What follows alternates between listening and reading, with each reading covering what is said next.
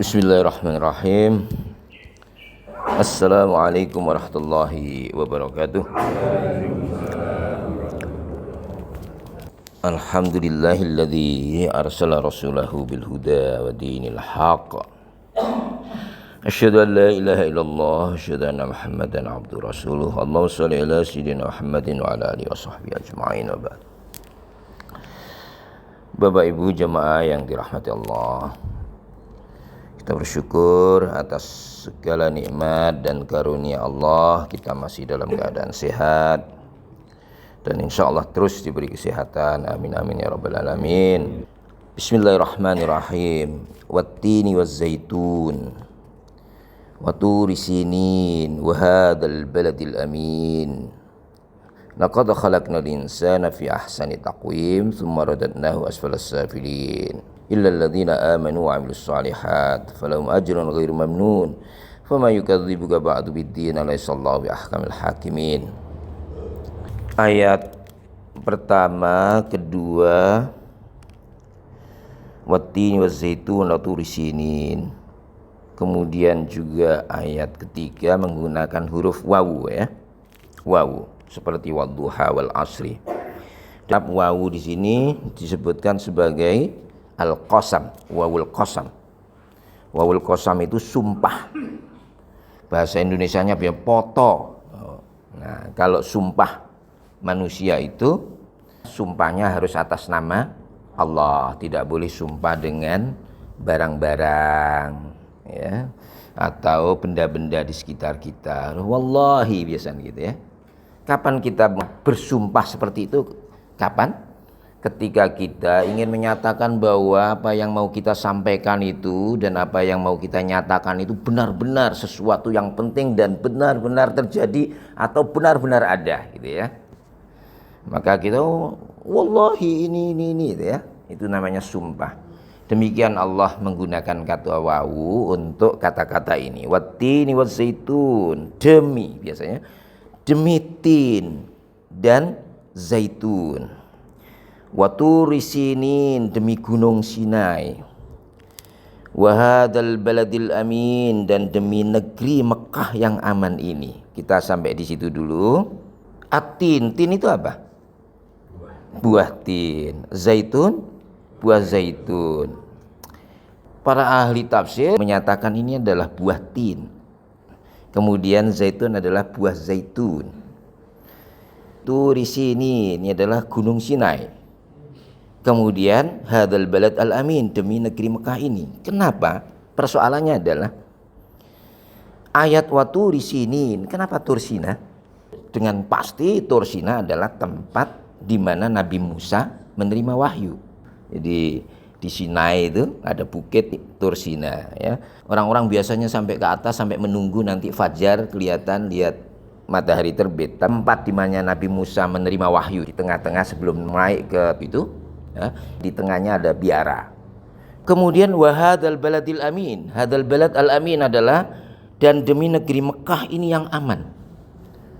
Apa Mekah? Apa yang terjadi dengan Mekah saat itu? Yaitu tempat di mana Nabi Muhammad menerima wahyu, yaitu di Gua Hira.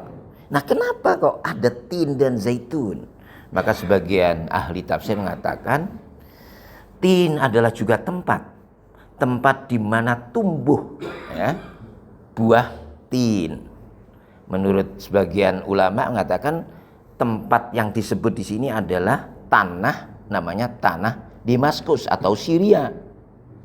Kenapa demikian? Karena Syria adalah tempat perjalanan dan perjuangan Nabi Ibrahim ketika beliau itu dilahirkan di Babilonia yang sekarang Irak.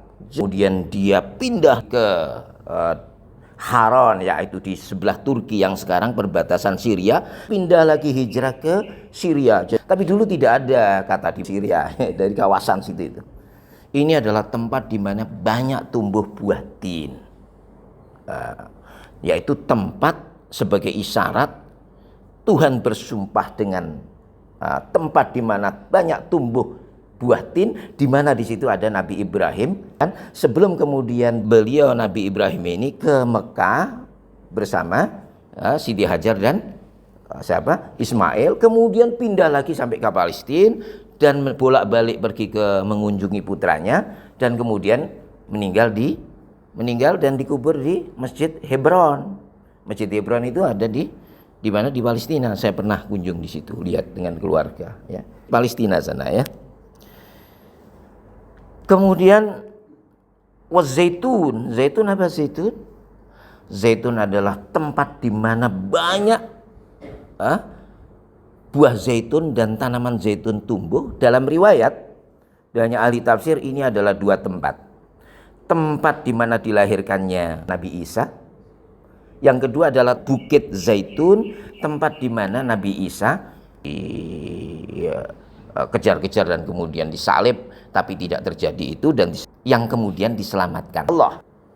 Jadi, ya, jadi namanya atin bukan sekedar hanya buah tin, dan juga az-zaitun dengan bersumpah dengan buah zaitun. Bahkan ada seorang mufasir namanya Al-Qasimi, ya, dia mengatakan atin adalah tempat buah dan tempat pohon di mana yang ada di India, di mana Buddha Siddhartha Gautama mendapatkan tuntunan dan bimbingan dari Tuhannya.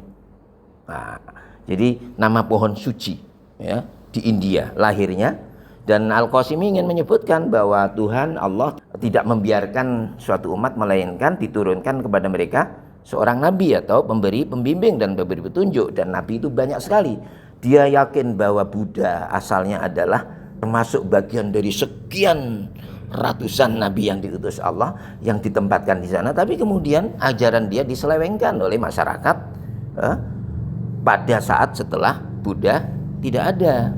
Siddhartha Gautama kemudian menjadi agama baru, ya. Tapi asalnya adalah seorang nabi menurut siapa? Al-Qasimi dalam tafsirnya. Jadi ini adalah sumpah Allah tentang empat tempat penting di mana para nabi dilahirkan dan menerima wahyu, ataupun tempat perjuangan dan perjalanan mereka. Kemudian Tur Sina, tempat di mana Nabi Musa menerima wahyu. Demikian juga Al-Baladil Amin, ya, yaitu Mekah, ya. Maka yang aman ini negeri Mekah, yaitu tempat di mana Nabi kita Muhammad SAW menerima wahyu. Sumpah 4 tempat kenabian yang penting ini, kemudian apa lanjutannya? Berita apa yang penting yang dinyatakan oleh Allah? Laqad khalaqnal insana fi ahsani taqwim. Kami benar-benar telah menciptakan manusia dalam bentuk yang sebaik-baiknya. Nah, di sini kami, meskipun sebenarnya ini Allah yang menciptakan, kan? Nah, isyarat keagungan, kami yang agung, ya, seperti para raja biasa menyebut dirinya kami. Nah, telah melakukan ini, ya. Ada juga yang menyatakan bahwa di sini adalah dalam proses penciptaan manusia itu melibatkan pihak lain, ya, selain Allah yang Maha Pencipta. Ada unsur, ada keterlibatan bapak dan ibu. Nah, itu. Jadi maka dikatakan di sini pakai nanya nahnu, ya, nahnu.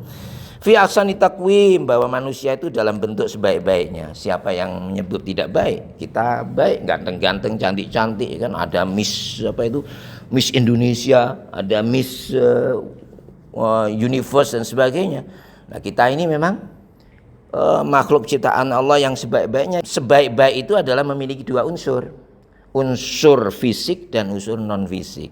Makanya ayat berikutnya mengatakan tsumma radadnahu asfalas safilin, kemudian kami kembalikan dia ke tempat yang serendah-rendahnya. Kapan manusia itu dari yang sempurna itu kemudian menjadi rendah? Adalah kalau dia memisahkan diri dari unsur rohani. Apa unsur rohaninya? Illal ladzina amanu wa amilus shalihat. Kecuali kalau mereka menjadi orang-orang yang beriman dan mengerjakan kebajikan, ya. Jadi manusia beriman adalah aspek spiritual, bukan aspek fisik, ya. Aspek fisiknya yang meskipun ganteng, cantik, ya, tapi tetap mereka tidak dianggap oleh agama kita sebagai orang yang penciptaan yang sempurna kalau mereka mengabaikan unsur keimanan kepada Allah, dan semua konsekuensi daripada keimanan tersebut yaitu berupa apa? Wa amilus sholihat, dan mengerjakan kebajikan. Nah, bagi orang-orang yang beriman dan beramal soleh, maka Allah menjanjikan akan mendapatkan pahala yang tidak putus-putusnya.